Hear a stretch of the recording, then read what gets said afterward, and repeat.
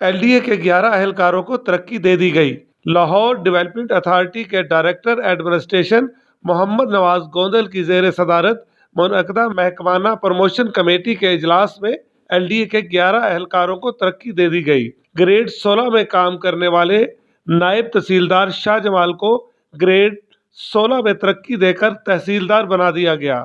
Grade 14 میں کام کرنے والے سینئر کلرکوں کو گریڈ 16 میں ترقی دے کر اسسٹنٹ بنا دیا گیا۔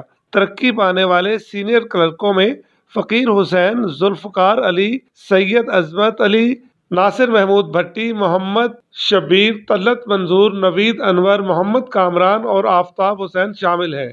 گریڈ 15 میں کام کرنے والے کمپیوٹر آپریٹر کاشف سفیر اعوان کو پرفارما پروموشن دے دی گئی۔